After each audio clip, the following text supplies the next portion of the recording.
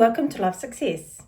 I'm your host Laurie, and today we're talking about how to thyroid cancer. Well, thyroid cancer is actually in the neck where basically your thyroid gland is. A lot of people don't understand what a thyroid gland is. However, it's where glands exist, and it can be really uncomfortable. It can put pressure on your throat, and sometimes it takes slower than others to be dealt with. And thyroid is something that helps our immune system, and we fight the battles of probably some illness, say for example COVID-19 or flu.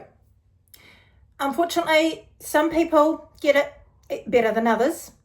I have had my own fair shares of it, and it hasn't been easy. And of course, not knowing what is actually going to happen isn't simple. But for some, it's not that simple. They end up getting the word cancer and they panic. But unfortunately, this one is a lot slower than a normal cancer. And this cancer can actually go a lot slower than an average cancer, okay? And that brings less anxiety to the mind. And that's okay. So when we actually have these things, we deal with it differently. So, where to from here? Well, that's a good question. You got to go with the flow of getting your thyroid gland checked by biopsy. And when the biopsy comes back, they tell you what's required.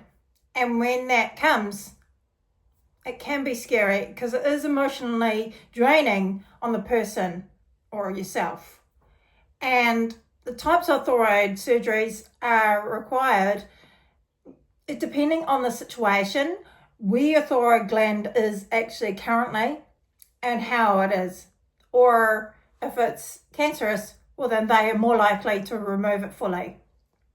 Sometimes they can do half and sometimes they do the other.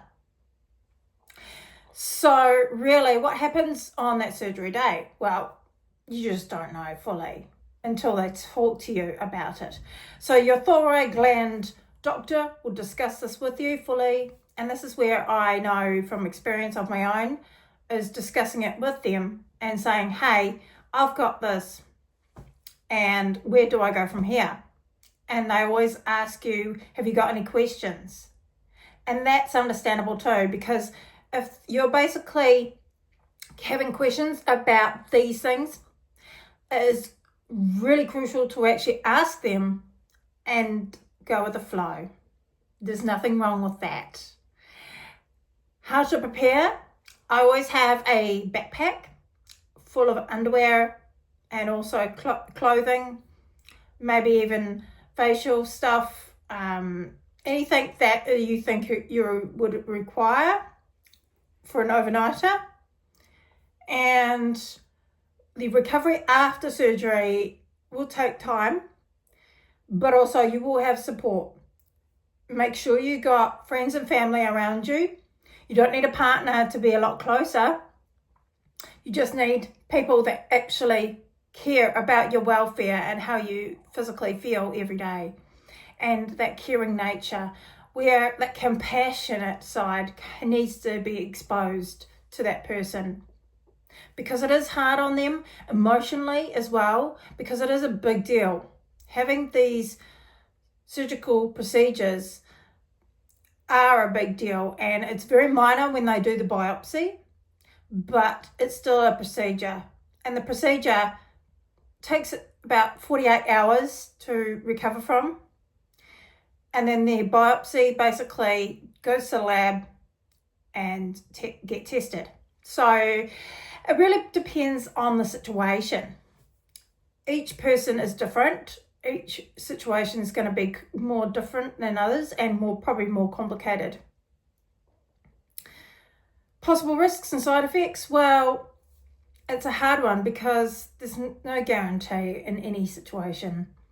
whatever they tell you, you go with the flow of it. I know you'll experience anxiety and fear, and that's to be expected. And especially with the concept of CBT I look at the pros and cons of things, and instead of panicking, going to panic mode, there's no point really causing you to fear what's experiencing in your life. So end of the day, we just got to do what we got to do and do the best we can with these situations and not panic. The first thing you hear sometimes when people get the word cancer, they freak out. And that's not an easy situation. So therefore we try to actually deal with it differently. So when it comes to CBT, what evidence does it have? And how can we reconstruct that mind to see it differently? Is it true or is it false? Because really, when you say a negative thing about it and panic over it, it's understandable, but also fear comes in our way and we try to, push it back and go, whoa, hey, I'm not okay with this. But it's also a boundary thing because we're afraid, we're panicking. So it really comes down to bullet pointing some of these bits, saying, well, actually, my fear does not control me. Up to a point it may, but that's anxiety for you. And that's the truth. And to deal with anxiety is to be strong about it with yourself and say, it's okay to be scared, but it does not define me as a person. I can overcome this and confront it with courage. And that's the thing I always say to myself is courage, the word courage. Facing it with strength and courage is huge. Where in today's world, it's not easy. It's bloody hard. And it's in a really emotional situation. So do what you can and basically be mindful of your thoughts and mindset and where your thoughts are going over it. Is it true or is it false? And if it's false, well then you need to reconstruct that mindset regardless to be strong about it. And this is where I told myself I can get through this. Whatever happens, I am going to face it with courage and strength and do what I can regardless. If it is cancerous, well then so be it for the surgery and go with the flow of that. And they'll remove the thyroid completely and utterly. So either way, it's about having our mindset in the right place where we think positively over it instead of freaking out. And that's hard for most of us who struggle with anxiety as well. Anxiety disorder is not a simple thing either. It's not easy, but it's just being kind and gentle with that person and going, okay, you're all right, you're safe. You will overcome it. And that's hard when anyone doesn't understand where you're coming from and you're freaking out thinking, what the hell happened to me? Why me? Why now? And it's all that why? And then basically we struggle to actually really say things differently, but it all comes down to the tools. Is really identifying the situation and then changing the situation again overall. And then when you see, is it a positive or a false, you change that concept altogether. And the triangle, well, sometimes I see it as a triangle. You can see it as a circle going round and around. Is it positive or negative? So really, it all comes down to seeing things in a more positive aspect instead of that fear. But being mindful of all these surgical procedures and recovery, it takes time, but also know that you are a strong person within yourself. You've faced so much, and you know, for myself, I've faced so many things. It's just a real life challenge, and the life challenge has really made me stronger as a person. But I'll tell you what, sometimes I have days where I just explode and cry. But who doesn't? We're only human. We're not made to be perfect, but we try our best.